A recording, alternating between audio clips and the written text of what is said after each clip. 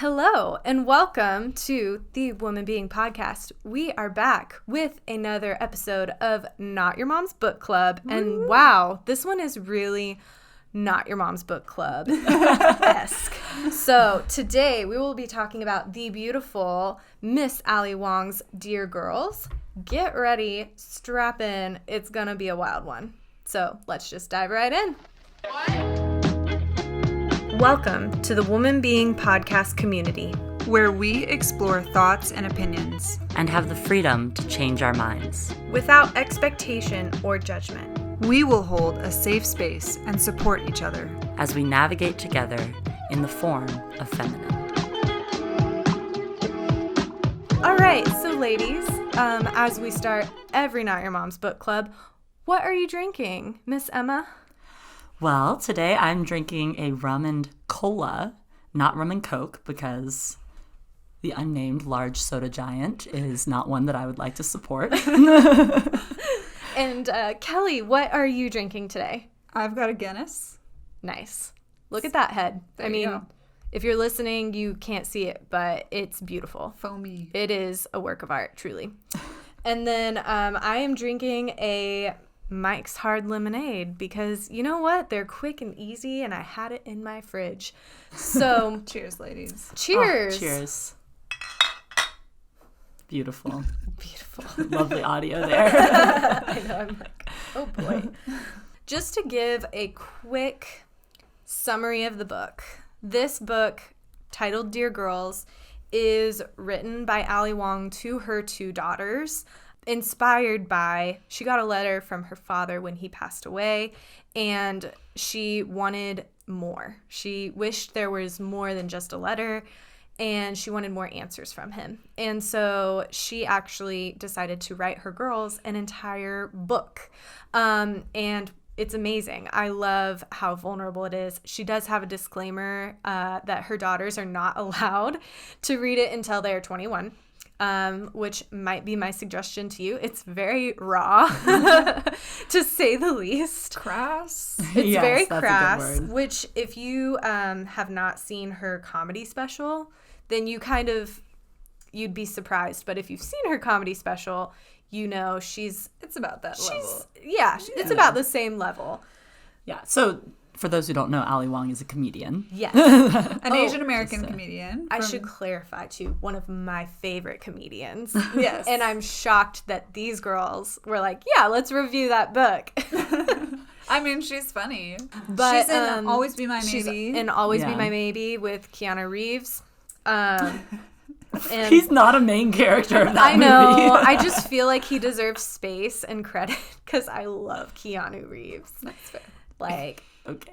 like, you know, when people are like, what's your like old, like who's the hot old guy that you like in Hollywood? Sorry. Mine's Keanu. I can't do that for you. Keanu Reeves looks like an old version of what's his name? Adam Driver from Yes. Star Wars. Yes.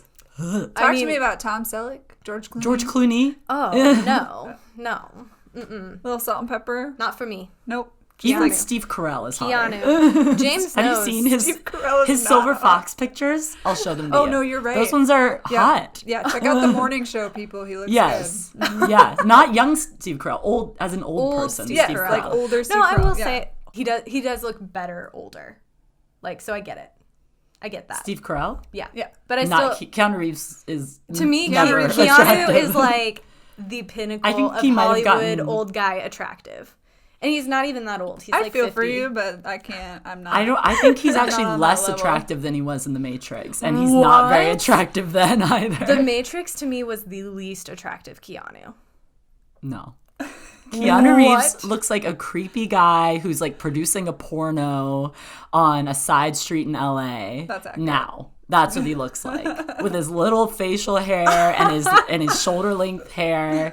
He looks greasy and like a bad knockoff Severus Snape. Yeah, Well- Severus Snape. He has Severus Snape vibes. Yeah. Whoa. He's half Whoa. Kylo Ren, half Severus Snape. That's- Exactly. Okay. We need some help here. Message us and tell us. Keanu Reeves, sorry, not Reef. Keanu Reeves, hot, not creepy, or producing a porno. Those are the 4 options. It's producing a porno every time. We eagerly anticipate your feedback. So ladies, this was a fun one. It was. It was an easy read. It was. It's kind of short. It's kind of short. It's very I finished straightforward. it last weekend. Emma? The whole weekend. Power read it. She did. Yeah. So, but what were your thoughts? What was your initial reaction to the book? Were you excited? Were you apprehensive? Tell me. I think at first I was like, this is really fun and entertaining, but like, what is happening? I mean, she's just like so out there and like open about so many things. I was like, I don't even know what to talk about. But then the more we've talked about the book, the more I've been like, oh yeah, there's actually a lot of really cool themes in here and things that like I love her perspective on. But yeah, first reaction is just like, this is hilarious, and also what is happening. Yeah. Yeah. Actually, hot take. I actually don't find Ali Wong that funny. Okay. Whoa. Okay, first it was Keanu Reeves. Now Ali Wong's not funny. I know. Okay, but listen. Both of you are crazy. I just like, I don't know. It's just like her brand of humor is not like my cup of tea. And the times that I do laugh are when she makes like basically like feminist jokes, because I guess that's more You're my like, haha. That's yeah, more I'm like, your I relate vein. to that. That's great. But like, she's talking about all of these like sex jokes and like all of these very like, she just gets very, very raunchy. And it's not that I'm like in disgust, but I just sit and I'm like, okay, as I read it. Or I also watched both of her comedy specials in preparation for this. So like, I watched those and I laughed like 3 times. Whoa. And so it's just, but there were a few golden spots in the book where I literally laughed out loud and then would like read them to my roommate and be like, listen to this. And then she'd be like, okay. So that is one of my first reactions, is honestly, it's like not my brand of humor for the most part, but I still enjoyed reading the book. It is an easy read. It's pretty short for the or it feels short because it's very easy to read. And it was interesting, like, to hear her perspective about different things as an Asian American woman, as a woman who has gone through a miscarriage and now 2 full-term pregnancies, and hearing her in the book talk about what it's like to be a mom, and then watching her comedy specials that she filmed while pregnant, especially the first one. She has all these assumptions about being a mom that you see have then broken down in the book and are totally different. Yes. So that was really interesting to me as well. But those are some of my quick bullets of things that I appreciated and things that weren't as much. Yeah. Yeah. I love that. I mean, I was so surprised that I could like hear her voice in the book. Like, if you haven't watched her comedy specials, she has 2. They're both on Netflix. One is Baby Cobra and the other one is... Oh, I was literally just watching it. It's something Mother. It's Mother... Not your mom's book club. Not your Mom's Book Club. That's what it is. Yeah, it's called She Stole Our Name. Yeah, she stole We're it actually from in us. the middle of a lawsuit. Yeah. So if you could help us by giving us a like, it'll really help us out with the algorithm. And but yeah, so you can just search her. She has 2 comedy specials on Netflix, which I'm surprised that you didn't think it was funny, which I understand it's not your brand of humor. But me and James actually at one point in the comedy special, like her second one, were like crying. We were laughing so hard. And I also had the same experience. There were multiple times that I was like, hold on, James, stop what you're doing. I need to read you this right now. And he also was like, okay. But it's super easy to read. I can hear her voice in the writing. It's very her style. And I actually, guys, you both know I'm not a crier. I cried reading the foreword. Like, I was sitting in a coffee shop waiting for Emma to get there, and I was reading the foreword, and I was like, I'm just going to get a little reading done. And I was just, like, wiping away tears. It was really sweet. Even though, she got a book deal. It's going to make her lots of money. But I'm also like, I felt like she really put her heart into it and has a lot of great advice. Very real. Yeah, that is one thing that I appreciated about her, especially in the beginning of the book, which I feel like you kind of forget about as you carry on with the book because you're just so used to it, is that she is very vulnerable and talks about like, hey, I didn't think I could even write a book. Yeah. I thought that I was totally unqualified to do this. This felt very intimidating and daunting. I thought about backing out multiple times. Like, that was nice to hear, especially I feel like when you're talking about a comedian, like they are kind of under layers and layers and layers of jokes on jokes usually, and like it feels like their actual personhood is not really accessible. But getting to read this book and see more about her, it's interesting too, once again, when I was watching the comedy specials on Netflix, like I like connected things that I feel like I know about her from the book as I was watching her on screen, because she would make jokes about like her husband and like them having sex and stuff, but I'm like, oh, but I actually know like how much she genuinely like cares about and appreciates her husband, and like these are just jokes. But like if I only knew her from the Netflix special, I'd be like, dang, like this woman like basically just like gives nothing to her husband and is like, screw you, you gave me these 2 children and now you're trapped with me, and like that's like her whole spiel and part of one of her comedy specials. So it was interesting to see that layer pulled back, because I also feel like with comedians, and there's an aspect of this a little bit in the book too, of like trying to figure out, okay, what's here for the sake of comedy and that's like actually an exaggeration of the truth, and then what's actually the truth here. So that's funny because both of you felt like that sort of vulnerability with her, and I definitely felt like just a healthy level of distrust for anything that I was reading with her. Like it's, yes, she has this cute story about like, here, dear girls, this is my book for you, but I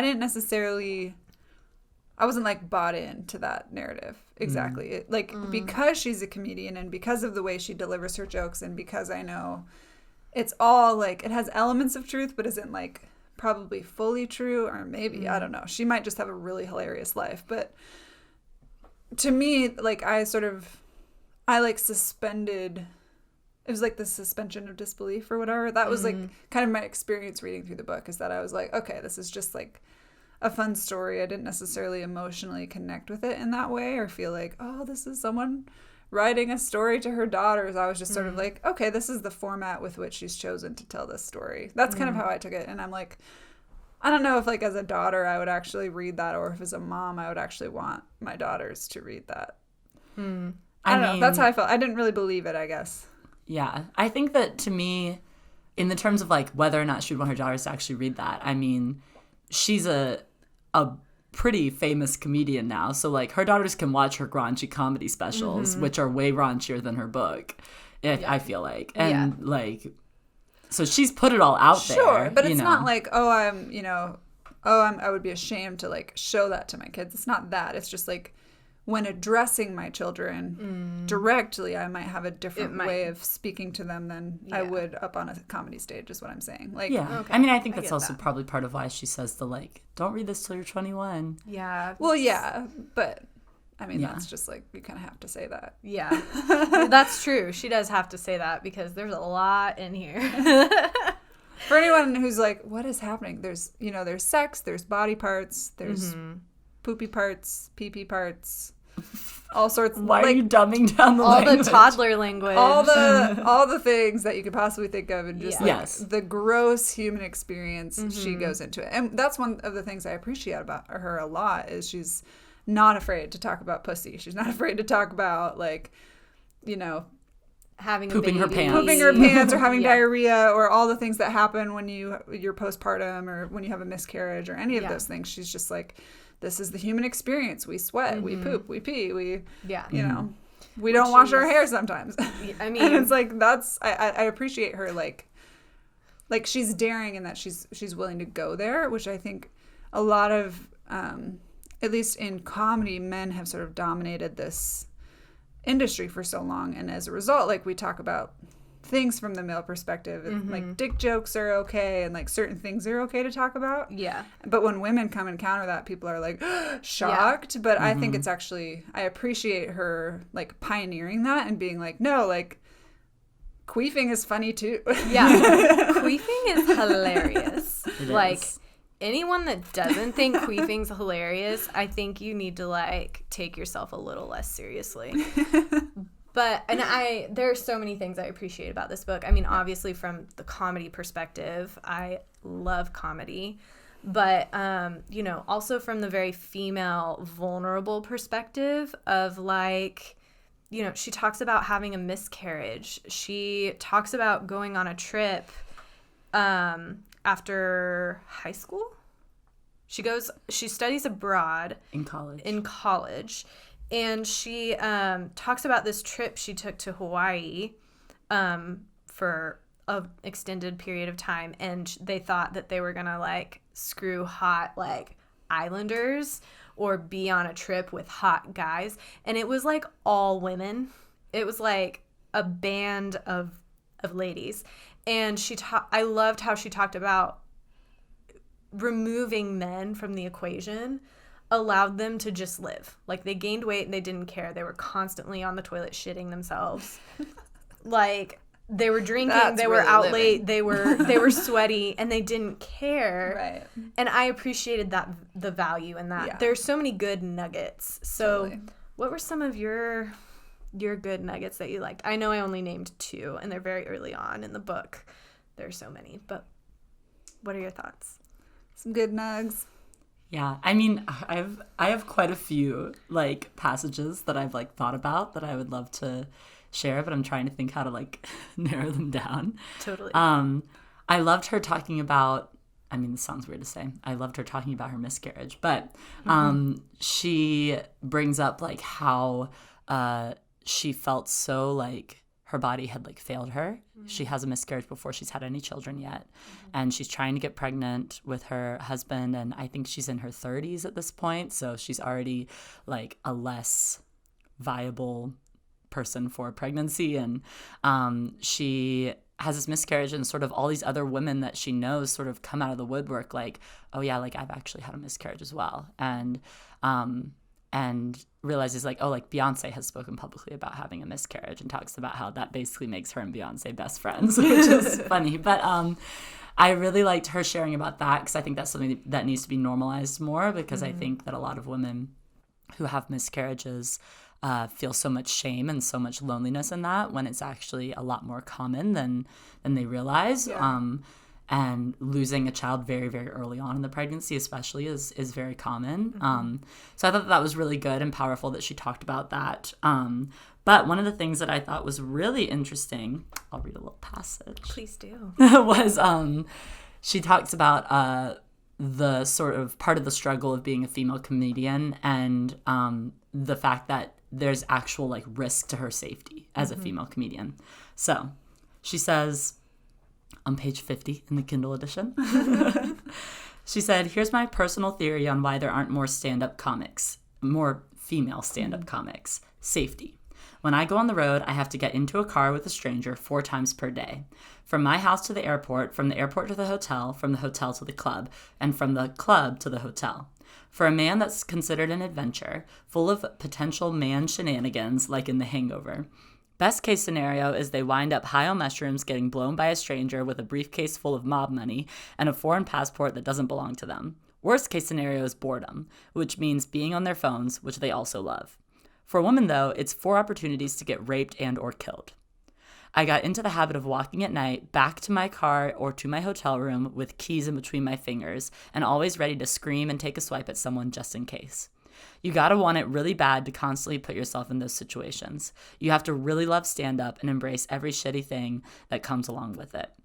So I thought that was a really valuable perspective, because even something as little as just a ride to and from a place, like, has so many different like forethoughts and ramifications for a woman versus a man. And especially, like, the way she talks about it, like, she's having to go to these, like, seedy little, like, back alley bars and do shows. It's like it's the beginning of her career. Yes. So, like, it's not like rich and famous Ali Wong, hiring a cab. It's like brand new, no one knows her, like, going to sleazy clubs Ali Wong, doing comedy sketches, and like, it's sketch. Yeah. And it's like, and she would have to fly to other states and go all over the country and do shows and just be totally by herself. And she's a small woman. If you've seen her on her comedy special, she's like 5'2" or something, maybe. She's my size. Yeah. So, like, I think that was really good for her to bring up and really interesting in terms of like, I think just recognizing all the little things that come along with it that have put up barriers to women, which I think happens in many professions. But like she's obviously specifically talking about stand-up and how she has to consider all of these things and has to be prepared and take in all of this thought that a man wouldn't have to. And she talks too about like how like white male comedians will come up to her and be like, oh, you have it so easy because you're a minority and you're a woman, so you're like favored essentially now. And she's like, excuse me? Yeah, she literally, after that statement, she lists like 50 plus white male comedians and goes, I don't think that you're at a disadvantage here. Like, you have plenty of people who have all been super, super successful. She's like, I mean, I can't name another Asian American female comedian. I'm not very into like the comedian sphere, but I don't know of any. I mean, there's Awkwafina now, but she's newer. Yeah.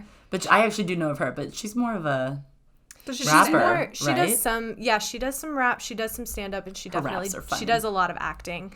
But she's not strictly a comedian. And that's a good point. And I feel like I should divulge a little bit that as a comedian starting out, that is how you get gigs. You go to free places, you stand up in a bar, and you do several shows, and it is seedy, back alley, like, and even like some of them you just have to get there and sign up early enough, and then you get on. And it's all at night, obviously, because it's at clubs or bars. And then you are trying to hold down an actual 9-to-5 job because you have to actually pay your bills. And doing stand-up isn't really how you pay your bills until you get a Netflix special, until you go on tour. If you get, a Netflix special, you go on tour, you get a book deal, something like that. And so it's a very hard profession to get into. It's not like acting. You can't really go to school for comedy. You have to just do it, and then you learn. And as someone who has an interest in comedy, it's daunting because you don't even know. You just kind of like have to try stuff, and then you see what works. Yeah. And you could totally bomb one place, and it's because of like the lifestyle. Like jokes that would work in the North State would not work down in SoCal. Oh, totally. Like, because it's different demographics, different lifestyles. And so you do have to want it. Like she said, like you basically have to just do stand up all the time, like every night. Like it's a Tuesday and it's 11 p.m. and you're going to a bar, and then you're going to get up the next day and go to work. Mm-hmm. And so it is, especially for women. Yeah. It's a hard life. Well, and that's so insulting then to be like, oh, all the hard work that you've done, all of the things that you've had to overcome in order to be like an Asian American woman on this stage, all of that, you just got lucky because you were favored as a minority. Like none of your hard work, none of your dedication, none of the things you did to be unique and like stand out and like push yourself and like all of that, none of that matters. Yes. Mm-hmm. You just got in because you're Asian. And like that's very offensive. It's super offensive. And especially even as a man, you have to work at it. Like, yes. Like, there's not a comedian on stage that hasn't worked their ass off to get where they are, but especially women. And especially women of color. Yeah. And it is very insulting. And I think it's that same interaction I think it was the guy in the book that she talks about that interaction, and he says something about her being pregnant because she does both her stand-up specials pregnant, and he's like, so is this your thing now? Like, are you gonna have a baby every time you have like a stand-up special? And she's just like, you asshole. Like, yeah. For any white males listening, just don't. Also, don't touch women's bellies if you... That is a point she brings up, actually. Aren't related to them or don't have permission. Yeah. She says, after he says, like, so this is your hook, this is your thing, right? And she goes, getting pregnant is not rainbow suspenders. It is also not a sustainable career strategy. Do you expect me to get pregnant 8 times? Like, that's her reaction. Yeah. And then he's like, oh, I mean, you're so lucky, Ali. Me, I'm just another white guy. But you are both female and a minority. And she says, yes, because historically that has always been the winning combo for recognition and success in the entertainment industry. And then she goes, first of all, it's not okay to touch a woman's pregnant belly without asking. My belly is still my body and that has another body inside of it, neither of which belongs to you. Yes. And I was like, yes, thank you. You also can't touch other people's babies. No, Yes. It doesn't that's a matter. human too. It's not like, children of the earth are like free reign for anyone to just reach around and touch. Like, Yeah, no. don't touch other people's kids. Yeah. Ergo, don't touch other people's unborn children. Yep. Via the mother's belly. I Yes. mean, I have several friends actually right now that are pregnant, and even them, I'm like, can I touch your belly? And you can tell me no if you don't want me to. And they're like, no, touch my belly.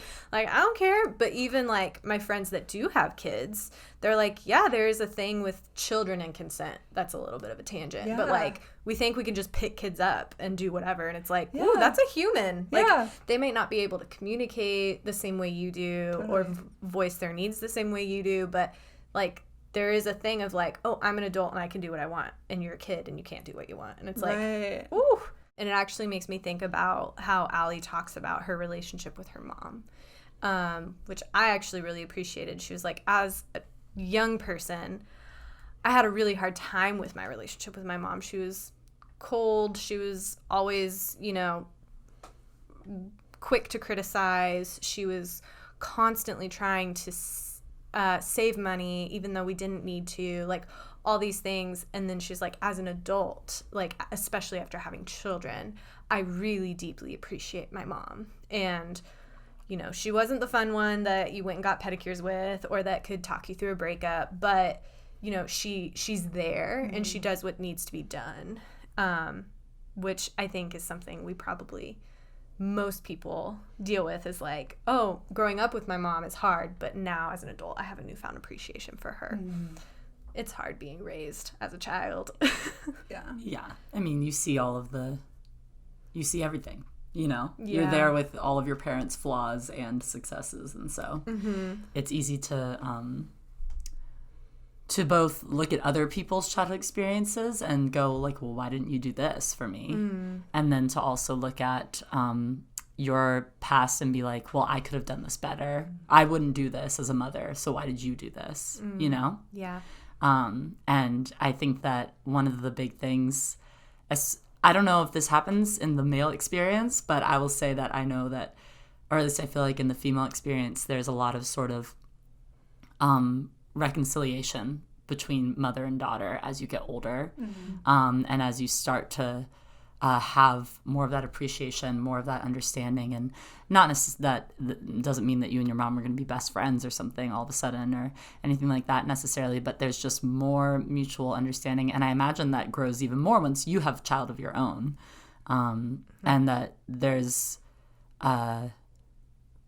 just so much of a shift as you go from mom who's like telling me what to do, who's controlling my life, who's failing in these ways that I'm perceiving her as failing or whatever, until you're now more peers. Yeah. Well, and you kind of like set up an unrealistic expectation for yourself that you're going to take all the things that your parents taught you, you're going to fix the bad things, and then you're going to like move forward in some sort of like superhuman evolved state when you raise your own children. Yeah. And like, not that we shouldn't always be looking to improve or that we shouldn't shoot to be really great parents or really great humans and adults in general, but like we also have to hold that within the reality of the fact that we're human and our parents had fault in these areas and we have faults in other areas or maybe the same areas. And so like I think that there's sort of like a humbling when she talks about sort of recognizing what her mom really has done. Like she sort of experiences this humbling of like, oh, like this is actually really hard work, and like I don't even know how a person is supposed to function like a normal human being, let alone like be a super mom and raise their kids in the perfect amazing way. And so I do appreciate that she talks about that, and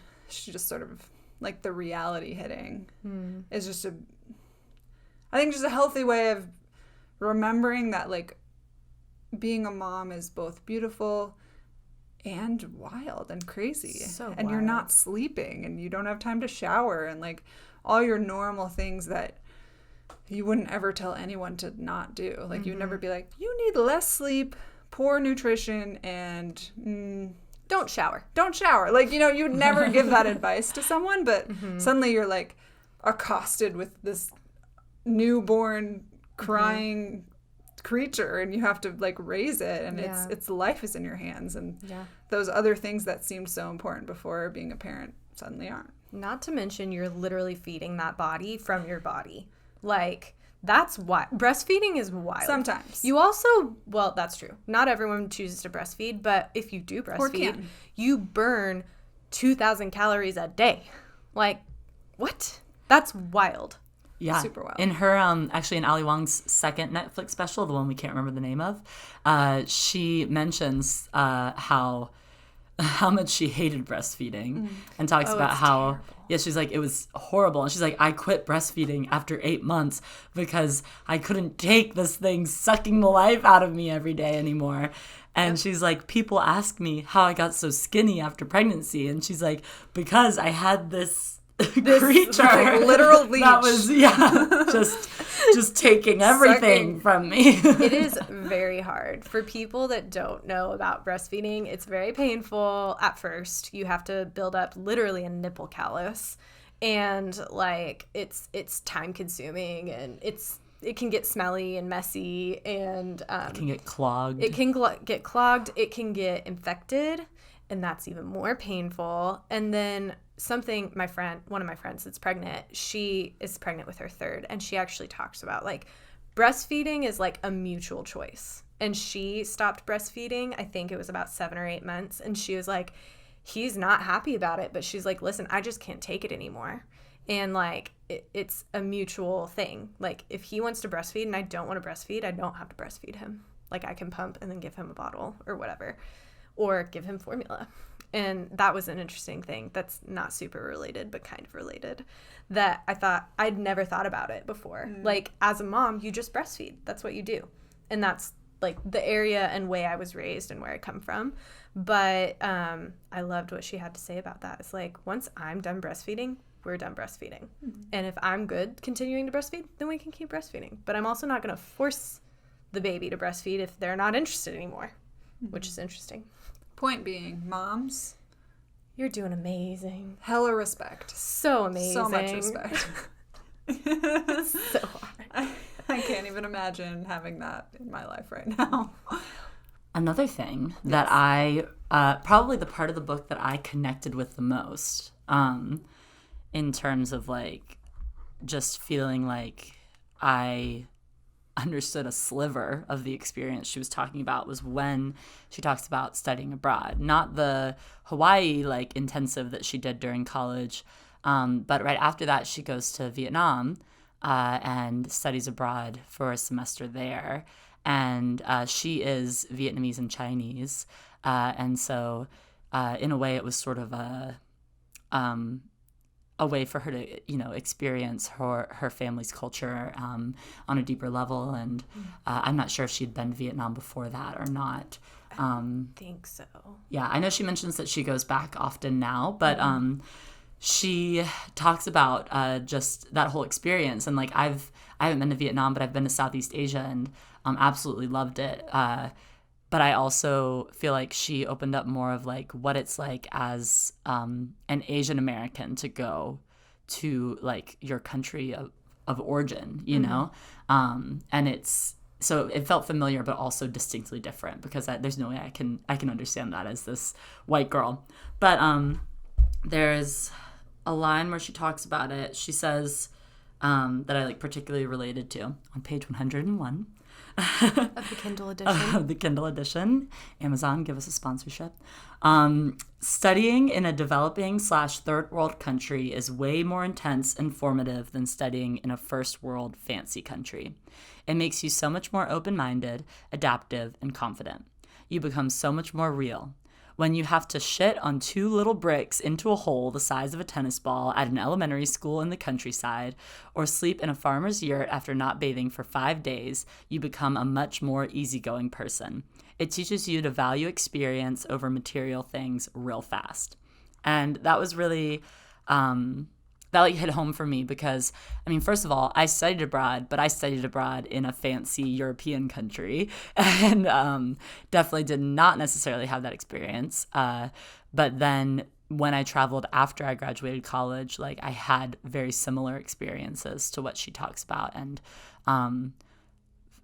felt like I had felt that shift in myself when I came back to the States of like, oh, all these things like do not matter. Like all these things that were such big concerns before are totally irrelevant. And I have a much higher tolerance for things like dirtiness and for mess and just for being adaptive in different situations that would have been totally like gross or inimaginable before, like pooping between a hole and two bricks and things like that, whereas like this seems like crazy because we're living our cushy American lives, and it was interesting too because when I came back to the States, this is sort of tangential, but I had a much lower tolerance for Americans who made a big deal about different things, and I was like, don't you understand, like this doesn't matter. But I think that there's a balance in that of recognizing like that other people haven't had the same experience, and that doesn't make them like that doesn't lower their worth in any way. It just means that you've had a different experience than they have. But yeah, I related to that part a lot, and I really enjoyed getting to read about that, and it made me want to go back to Asia. I mean, let's go. I love just like her connecting kind of with her homeland in a way, and then also again, her mom came with her or visited. She visited her. Yeah. And she got to see like her mom come alive in a whole new way, which I loved. Like, I think we don't realize when immigrants come to the United States, like how hard it is to navigate a world that is a completely different culture, new language. And these people are hustling to like, you know, put food on the table for their families and start their businesses and do what they do. And just the recognition that like, oh, like you have a comfort zone too, and it's not here, you know, like in the same way that like I love my long hot showers and, you know, whatever American things that I appreciate, like they have like a homeland and, and a people that like know them and think the way they do and move the way they do. And even within American culture, we have people, you know, there's like little pockets of culture around everywhere. And so part of it's like, oh, that's really beautiful, like when people are able to jive and be with their people. But then Ali also talks about the tension of like, it's both good to be with your Asian American brothers and sisters, but like you also really need the other people. And I think especially as a white person, we have come accustomed to thinking that normal is just the white experience, and that's just how everyone is, and everyone else is sort of just weird or fringe. But it's actually that we just happen to like have our culture really everywhere we go. Yeah, we're just in the majority here. Yes. and like finding and being intentional and making sure that we're not staying within that bubble is so important, and like putting ourselves in places where we're uncomfortable and we don't know the social cues or like the right thing to say or whatever, like is so healthy as a human being to have. So I appreciated that from her. I felt like this was really eye-opening, and it's fun because it's all from her perspective. Is she talks about how, like, she's like, you want to marry another Asian man. And I was like, at first I was like, what? Interracial marriage is way better or whatever. I don't know. But she's like... Says the girl married to a white man. Right. But she's like... yeah, it is. She's like, and here's why. If you marry another Asian, you don't have to explain food. You don't have to tell him, you know, that the P.F. Chang's is not, you know, worthy Asian food for you to eat. You don't have to, you know, deal with comments about how whatever thing is gross or whatever. Like, she's like, you guys just go. And you know each other. And it's cool and smooth. And it never occurred to me, like, how annoying that must be for, like, my Asian friends to take me out to lunch or whatever and show me some of their food. And I'm like, that's so gross. You know, like, that has, I mean... I'm sure, like, you know, here and there or whatever, it's one thing. But, like, when every single white person you ever know, like, can't handle food that you eat on a regular basis, like, it's got to get, like... Really annoying. Really annoying. Yeah. Because, I mean, gross food, quote unquote, is just based on what your normal is. Yeah. And it's interesting, too, because she still has some of that, like, racial diversity within her marriage as well, because her husband's Filipino, she's Chinese Vietnamese, so like they're totally different parts of Asia, and have that melding within them and still have that diversity, but also at the same time have a mutual understanding of if she were to marry a white person from the United States, it would be a totally different dynamic. And even within that too, I was just thinking about how, like, even within Asian, there's so many different... There's tons of diversity. So many. Stuff, so much diversity, so many different cultures and sort of traditions and stuff. And she talks about how her parents actually sort of struggled with that to an extent because they had to both speak their second language to each other because her father is Chinese and her mother is Vietnamese. And so they didn't speak their native tongues to each other. And I'm like... That's wild. I couldn't imagine that, you know? Like, if the only language I could speak to my husband was, like, French or something, that'd be French wild. is such a hard language. You picked, like, one of the hardest ones to speak to. I think so. I don't know. I also like how she says in her comedy special, not in the book, but she's like, what's great about me and my husband both being Asians is we can be racist together. And how we constantly shit on Korean people. And I was like, oh my gosh, which is not something as a white person you ever think about in a minority. Yeah. But for me, that was a very stretching thing. I was like, oh my gosh, she just said that. Is that allowed?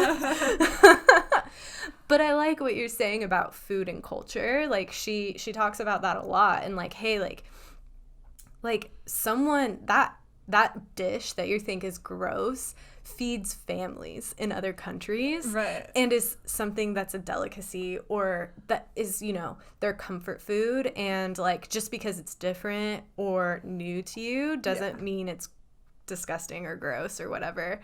And I really liked how she talks about balut, which is something that if listeners don't know, it's basically a half-formed bird embryo. And it's they steam it or cook it in some way, and then you crack the shell and you eat the egg yolk and the halfway formed baby bird out of it. Yeah. Which is notoriously known as one of the grossest, quote unquote, international foods for white people. It's like a staple and fear factor. It's like a very, And she talked about how it was one of her favorite things to get. And she would watch little 5-year-olds eat all of it and the beak and everything. And she's like, screw it. If they can do it, I can do it. And then it was like her favorite thing. And I'm like, man, like if we can just get out of our mindset. Yeah. I mean, she drank like a snake blood drink. I mean, she ate all this wild stuff while abroad. And I'm like, oh, I love that adventure. Yeah. And just like lack of hesitation. She was like, you know what? It's new to me, but it's my culture and I'm going for it. And I loved that so much. And part of it was like, too, she's like, I'm going to put on my big girl pants and I'm going to do it. And I'm not going to be rude about it. Yeah. You know, like. And while all the girls are in the corner like, ew, it's gross. She's like, I'm going for it with the guys. Yeah. Like, it's fine. Yeah. So I do appreciate, like, she's very adventurous and, like, willing to just step outside her comfort zone. And I mean, that's what you need to be a comedian is, like, you're in these crazy situations and you go for it and you say yes, and it's like it's true. And then you have things to talk about and stories to tell. Yeah, then you have things to put in your book. So, I must ask, ladies, what are your critiques and criticisms? There's lots of positives about this book. I think we all enjoyed it. But what do you think she could have done better, different? Thoughts? Sorry, I know I just asked you guys about critiques and criticisms, but I thought of one more thing I really liked about the book, amongst the 1,000 things that I really liked about the book, is how she talks about her least favorite interview questions and how one of them is just around her Asian-ness. She just doesn't like being asked about. So as an Asian American comedian, she's like, there's so much more complexity to me as a human outside of my Asian, heritage.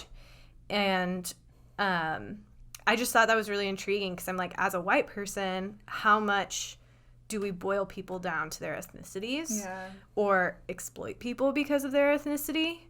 And And I mean, as a host of a talk show, that's an easy in of like, tell me what your hard experience is like. It must be terrible being an Asian American.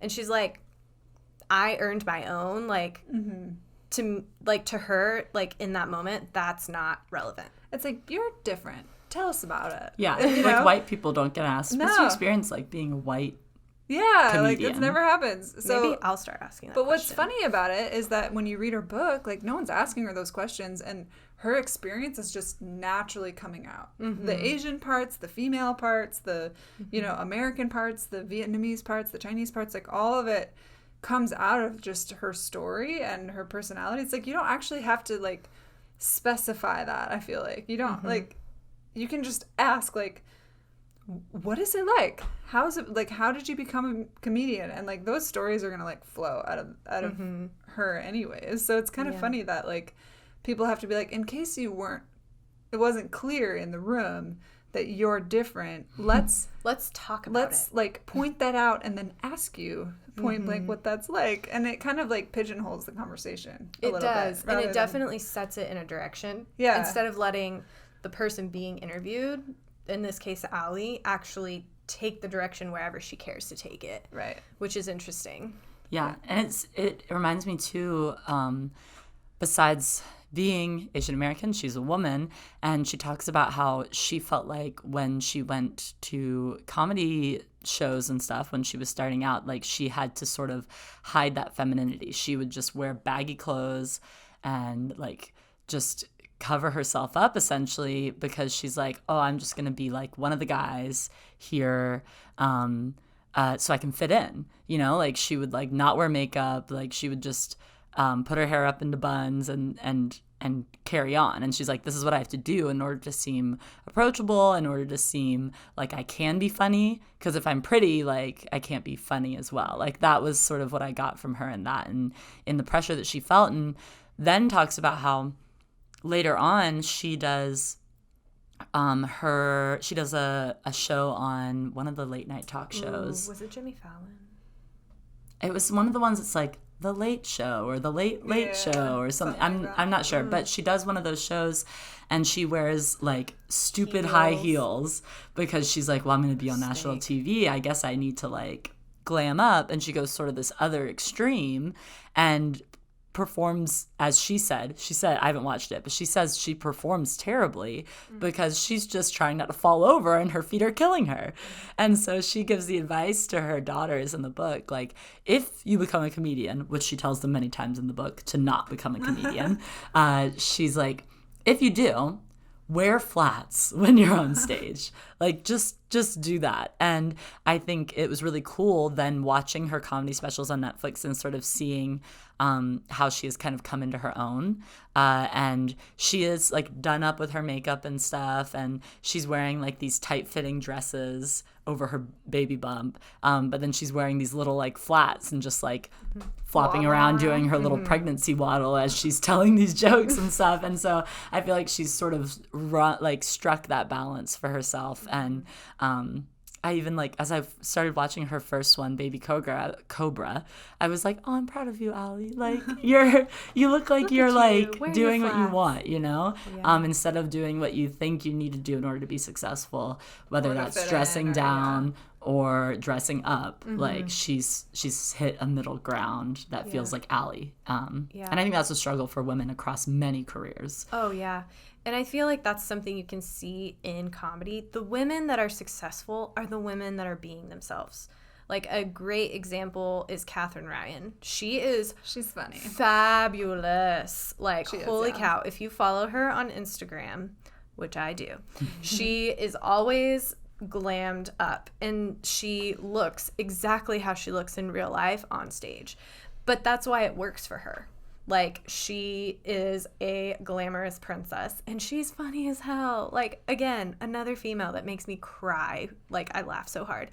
But, like, that's not Ali, and that's not, Eliza Schlesinger. Like, that's not Awkwafina, like, or Miss Pat. Like, there are so many other varieties that you just have to be yourself, and that's when comedy works. So, back to critiques and criticisms. Thoughts? Feelings, emotions. Was it a perfect 10 for you of a book? No, it wasn't a perfect 10. I'm just trying to think of, like, why not? Why not a 10? Yeah. Yeah. Like, I found the book enjoyable. I had a good time. I thought it was funny. I thought it was well written. But it wasn't like, oh, this struck it out of the park for me, you know? But I don't know why necessarily. It just was like, Yeah. I don't know. I feel like for me, it wasn't like I wish that it was more in depth than it was. And I mean, I feel like that's sort of like a big ask for a book by a comedian in a way, because I don't think that's the kind of book she was trying to write. But even little things, like I kind of wish she'd given maybe some more context. Like she talks about I don't think I can say this right, ayahuasca ceremonies. It's ayahuasca. Ayahuasca. I knew that there was a weird W in there that's not actually in the spelling. So she talks about those, and it's like, okay, I'm like you sort of just start talking about it like everybody knows what this is, and I'm like, hello, what is this? You know, so things like that where it's I think that it would have been nice to get more context from her and just like even more explanation about like different experiences that she had. But I don't know, it's like walking in the understanding like this is a book by a comedian, this is meant to be more lighthearted, like this is not necessarily like Educated, which was our last book that we reviewed. If you haven't watched that, Not Your Mom's Book Club, then give it a watch. Or listen. We're on a podcast. But you can watch it on YouTube. So she, like, that book is so in-depth about, like, all of her inner workings and Tara's, like, her whole tension between her family and, like, all these different things that were very complex. And I think that in Ali's book, there is just not that same level of, like, complexity in her storytelling, which is, it's just like, that's fine. Just different. That's not what but it's not my kind of book that I would be like, this is my new favorite book, you know? Yeah. Side note, for those of you who might not know what ayahuasca is, it is a drink mixture that has become very popular over the most recent years, but it's ancient. It's been around forever, and it's the leaf of one plant and a root or a stem of another plant mixed together, and it creates a psychedelic, and shamans perform ayahuasca ceremonies, and it's become very popular amongst certain circles. So she's basically talking about a wild trip she had. And I agree. That was an interesting story. I'm like, where does this fit in? I feel a little comfortable reading this. It felt like it was sort of dropped in there, and there wasn't a lot of explanation. Yeah. I do agree with you. I feel like there could have been more in depth, but part of me is also like, that's the thing about comedy, is it points out feminist issues or race issues or cultural issues or whatever, and it forces you to do the work. So it drops that seed in, and then you're the one that kind of explores it. But I do agree with you. Like, I feel like there was space for that because it's a book. It's a much longer form thing than just watching a stand-up special. Yes. Because she does bring up, like, feminist things in her stand-up specials and things like that. But it's more of the, like, ha, ha, ha, ha. And then you're like, yeah. Oh, yeah. It's a problem. So, especially, actually, sorry, I'm cutting you off here. Okay. But there was one really good point in her second stand-up special. So this is after she's had one child. She's pregnant with her second daughter. And she has this whole bit about maternity leave. And she's going on and on. She's like being very funny about it, but also at the same time, she's like, listen, we should have maternity leave on a federal level. That needs to happen. All the other developed countries have it, and we have nothing on a federal level. We are supposed to just give birth and then show up at work the next day and be fine, even though all of our insides are just exploding out of us, and we just shoved a cantaloupe out of our vaginas, and it's like you're expected to carry on like nothing happened. So like that type of thing, I understand that is like she delivers that very well as a short commentary. She doesn't go in depth of like, these are all the policies we need to do to like enforce maternity leave and blah blah blah, and these are all of my personal struggles as I've like balanced being a mother and figuring out how much time I should take off and all those things.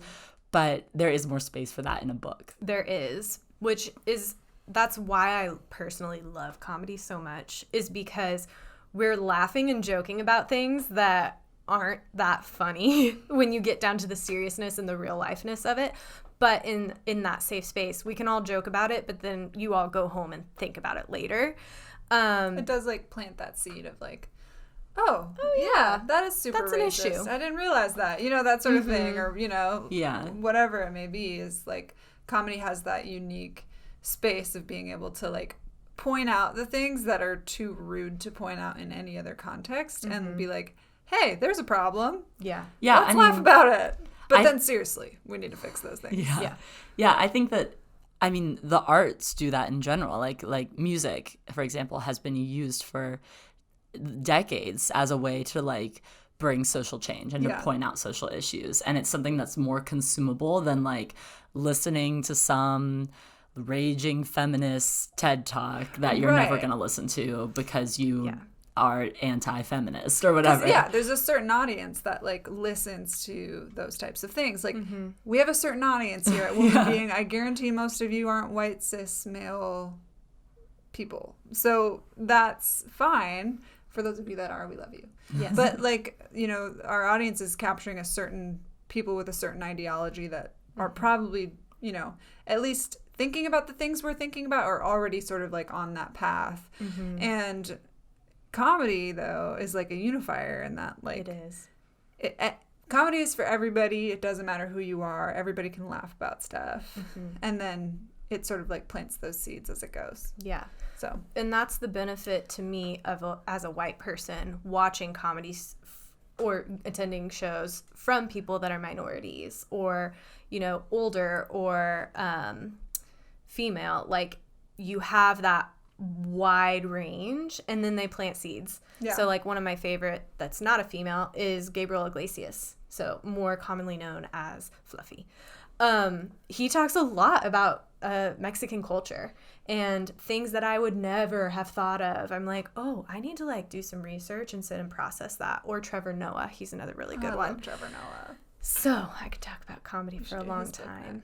We should actually. It's so good. Actually, like, I would love to take a moment to hear from the audience as well. Send us a message and let us know what books you would be interested in us reviewing next. That would be great.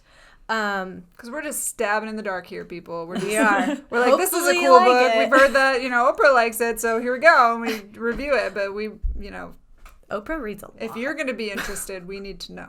We do need to know. But, so it doesn't feel like we have a lot of criticisms. I mean, we have a few. Like, I had talked about earlier, like, I felt like her authenticity was not at the level of a Tara Westover type of book. But I wasn't expecting that either. But I think, I think that's okay. Yeah. Like, I think I, like, walked away from the book being like, that was an enjoyable experience. I had a really good time. It was a quick read. It was super fun. And just the way that she opens up, like, those conversations about all those things, like, that's happy for me. Yeah. So, ladies, final thoughts. I mean, I think it's great. Do you think it's great? Would you recommend it? Yeah, I mean, I would. For anyone that loves Ali Wong, yes. Yes, if you like Ali Wong's comedy If you specials, like female you'll probably. comedians, yes. Yeah, you'll probably like her book if you like her comedy. And it's honestly probably not a book I would have ever read if we weren't doing it for this. And so, which is one of the great things about doing Not Your Mom's Book Club. And so I would say if you're even mildly interested in it, why not give it a read? And maybe you wouldn't have listened to it, or you wouldn't have read it if you hadn't listened to this podcast episode or saw that we were reviewing it. It could be stretching for you. But it has some interesting points. It has some good insight into the Asian American experience, into the female comedian experience, as we've touched on, and all these things, and also into the experience of motherhood. So, I mean, I enjoyed it. It's not like top list of my recommendations. So. Yeah, I agree with that. It wouldn't be the top of my list either. I mean, I love it and will treasure it because it is, again, from one of my favorite comedians. But I wouldn't recommend it to my mom. I wouldn't, tell my conservative cousin that is Mormon to read it. Like, it's pretty vulgar and raw and honest about body parts and drugs and all the things. But overall, it gave me a laugh. It pointed out some really great things that are valuable that I'll think about, and I might pull it off the shelf in a few years to reread a couple chapters just because it brings up good points and it's funny. Well, and for sure, like, for anyone who's like new to the conversation about race and immigration and like just the experience of a person, like, I think it's a super awesome starting point to like dive deeper into those conversations, because you sort of can like lighten the conversation a little bit where you're like, okay, this isn't quite it demystifies and like makes it not quite as scary to talk about like some of those things that as for a white person can feel scary to talk about, because you're like, what if I say the wrong thing, or what if I and the point being like forging ahead is better than doing nothing, and this is a really awesome, fun starting place. Or if you've been reading a lot of heavy, super crazy books, it's a good reprieve and kind of keeps that conversation going, and we'll look at issues like that from a completely different angle, and I think that's super good. Yeah, I agree. So you can definitely pick one up used. Mine is used. You can get it on Amazon, and they literally have umpteen options. I think I got mine for like $7 or $8. Or you can get the digital version. You can follow Ali Wong on Instagram. You can watch her comedy specials on Netflix. But yeah, so thanks for being here with us today. So glad we got to share this with you, and we will see you next week. Don't forget to check us out on social, follow us, give us a like, give us a review, message us on the Keanu Reeves debate. Yes. And also message us on what kind of books you would be interested in hearing from us next. Yeah, because we want to hear from you. Yeah, we want to know. We want to be putting out content that you find interesting. So thanks again. Have a great day, and we'll see you next time. Cheers. Cheers. Oh.